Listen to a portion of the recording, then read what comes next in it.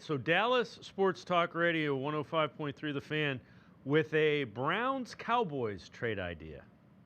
You can get to 6 with 12 and 20? Yeah, and it's a big-time overpay. But you get Cleveland to flip you back pick 39. Wow, okay. All right, so you're right now currently holding 2,050 in draft capital in the first round. Cleveland's first-round pick at 6 is 1,600. All right, let me explain real quick. I'm looking at the Cowboys trade chart, and I'm looking to see what it's going to cost me to go up.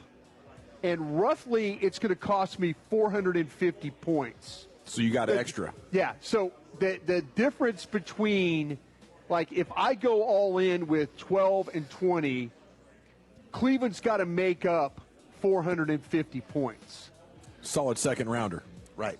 Their pick, 239, is worth 510 points. Perfect. That's the only way they can get Caleb Downs, though, and you get 39 back. I like this because I think you'll get a similar player at 39 that you would have gotten at 20. Yeah, that's right. That's why the Browns wouldn't make that trade. The other thing is ESPN came out with their grades. There are exactly 11 players they have first-round grades on. And at 6, you can get an impact player, a guy that, that should do some things. Not so much at 12.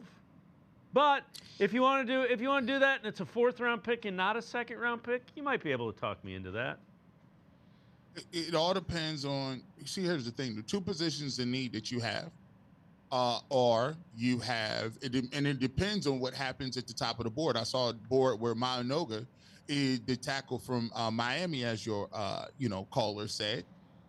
You want him to take him at 6. Well, they had the Cardinals taking him at 3. So if he's off the board, that takes a big chip off the board of the guy you want. Now, you got 2 guys. You can get Fano and Lamu or their right tackle and the left tackle at Utah. Those guys could be available.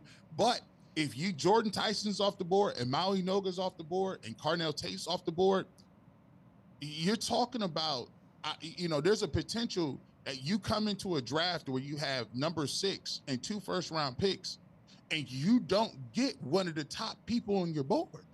And I get that like Caleb Downs, you want to move up, but if you're gonna have to come with something high, you're gonna have to come with something.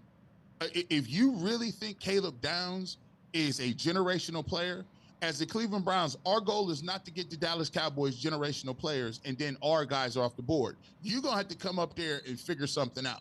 So I'm all into fleecing. I'm like, no, if you want 6, if you want Caleb Downs that bad, you're going to have to come up and get him, because here's 1 or 3 people have to be. So Maui Noga, Jordan Tyson, or Carnell Tate, I got to have one of them. If I got 2 picks in the first, I got to have at least one of those guys.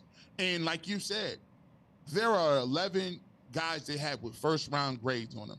And it just so happens a lot of those guys are defenders.